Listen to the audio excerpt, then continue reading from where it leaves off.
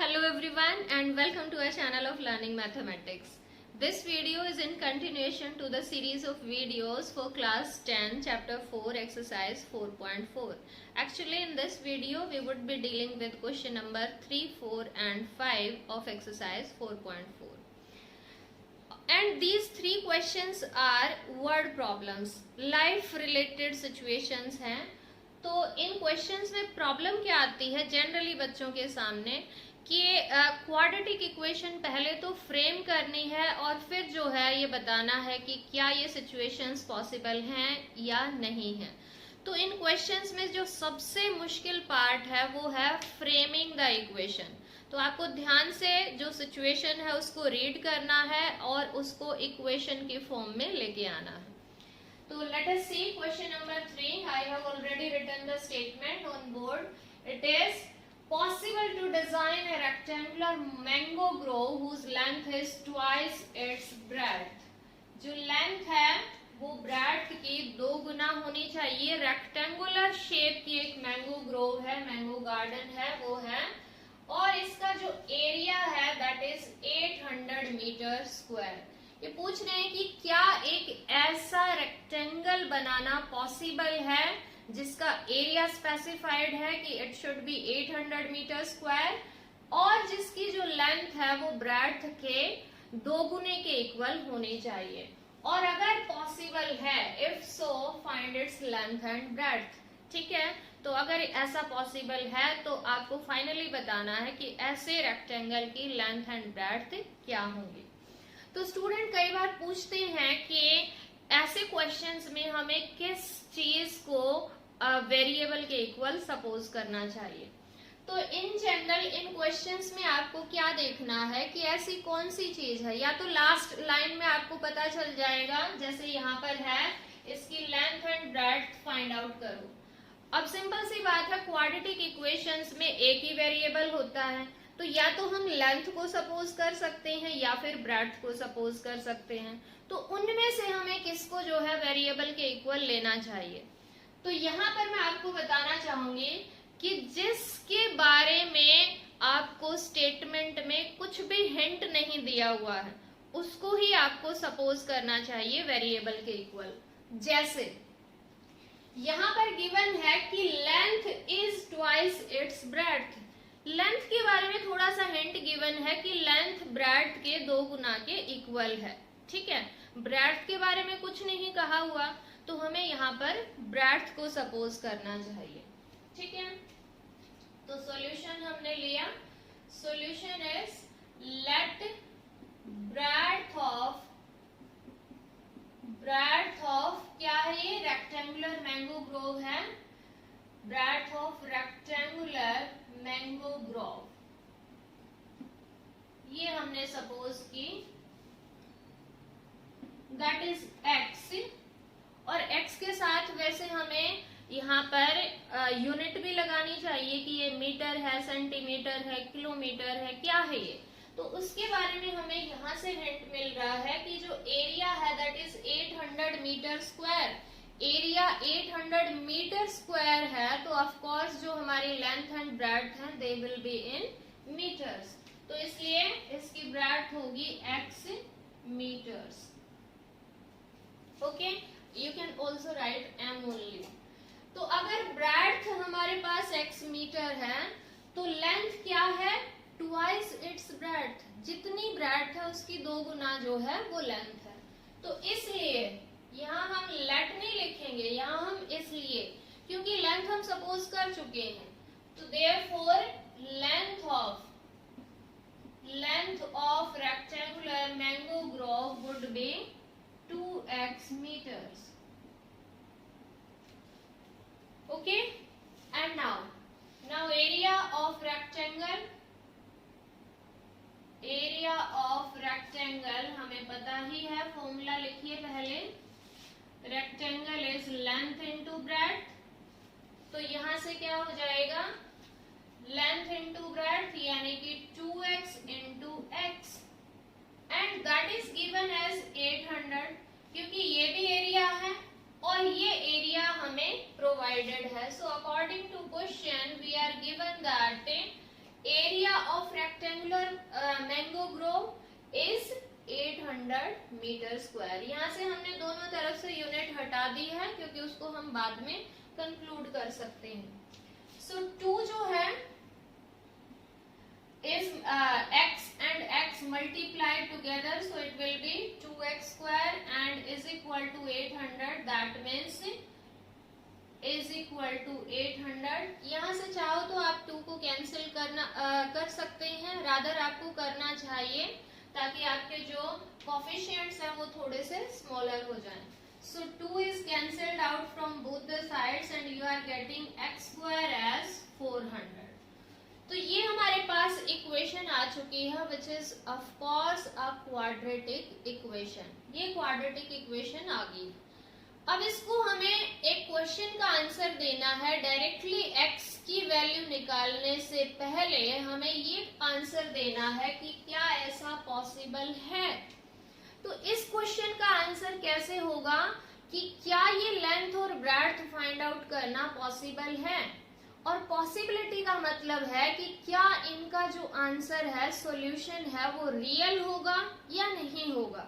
तो रियल कब होता है, जब आपके पास डिस्क्रिमिनेंट की वैल्यू या तो ग्रेटर देन 0 हो या फिर इक्वल टू 0 हो। ठीक है, तब उसके जो सॉल्यूशंस हैं वो रियल होते हैं, यानी कि उनको हम फाइंड आउट कर सकते हैं। तो यहाँ पर हमें पहले उस क्वेश्चन का आंसर देना है और उसके लिए हमें पहले चाहिए डी की वैल्यू। तो डी की वैल्यू हम फाइंड आउट करेंगे।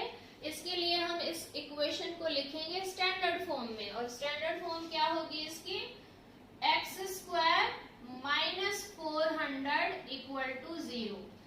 ये तो आपने खाली इस 400 को लेफ्ट हैंड साइड में ट्रांसपोज कर लिया, बट अगर आपको इसकी स्टैंडर्ड फॉर्म लिखनी है तो आपको इसकी लीनियर टर्म भी लिखनी चाहिए, यानी कि x वाली टर्म वो है नहीं यहाँ पर, तो हम लिख सकते हैं वहां पर 0x।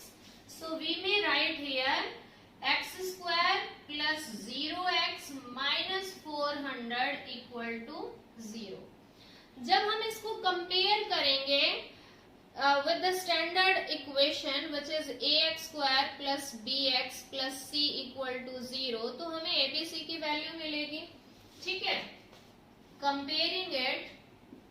comparing this equation with ax square plus bx plus c equal to 0, we get क्या मिलेगा हमें, abc की value a is equal to 1, b is equal to coefficient of x that is 0 and c is equal to 400। क्या ये 400 होगा, no, it will be minus 400।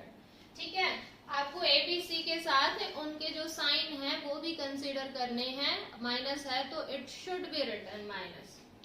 abc आ गए हमारे पास। now we need to get d,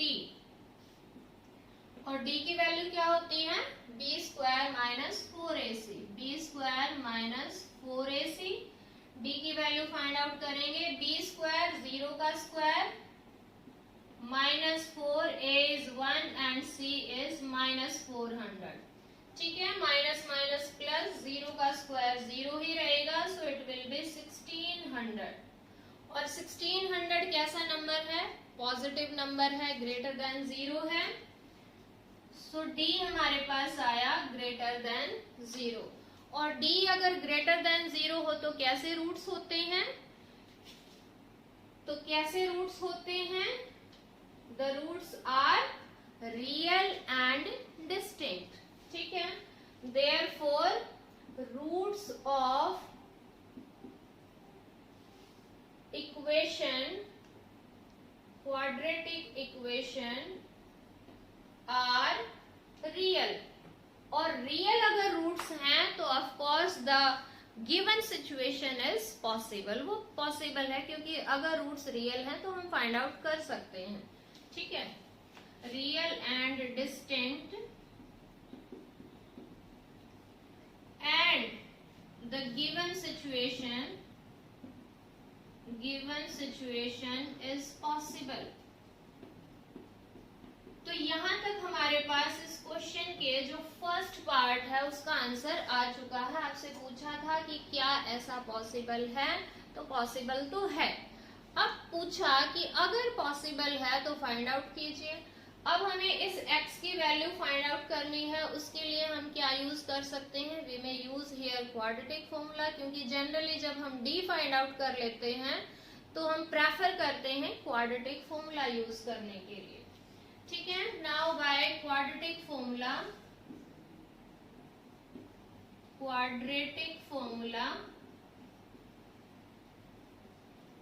x की value क्या होती है, minus B plus minus under root D by 2a। D की बजाय हम क्या लिख सकते हैं, बी स्क्वायर माइनस 4ac भी लिख सकते हैं। So x would be equal to minus B, B तो 0 है, so minus B that would also be 0। ठीक है, so minus 0 plus minus under root D 1600 and divided by 2a that means 2 only.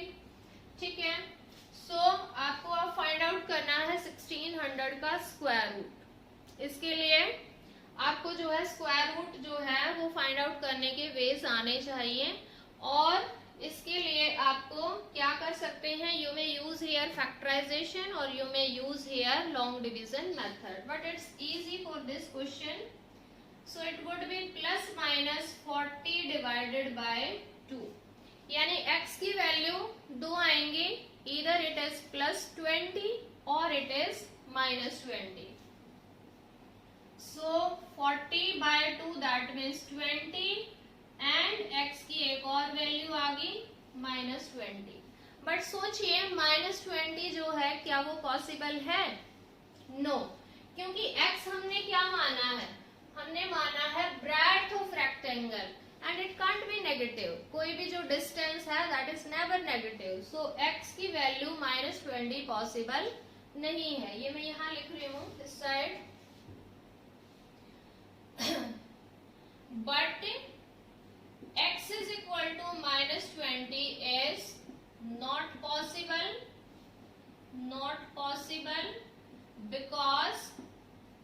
because it is breadth of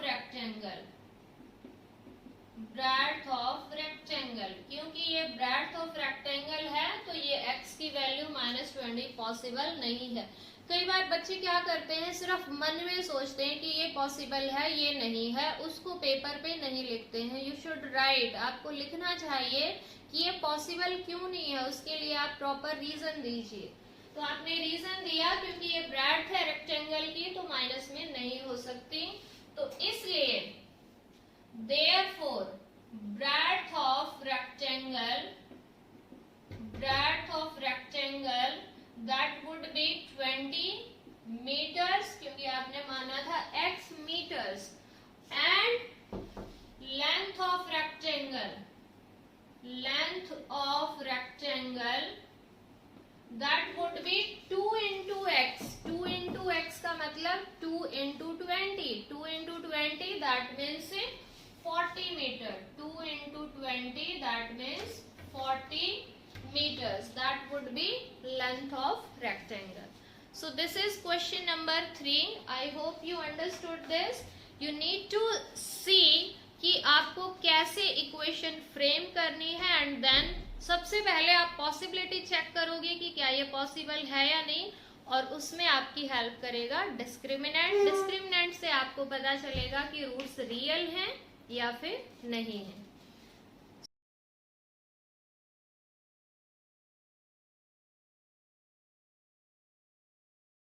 Now question number 4 and 5 we would be doing in next videos, and till then you need to keep watching and keep learning. Have a nice day. Bye bye.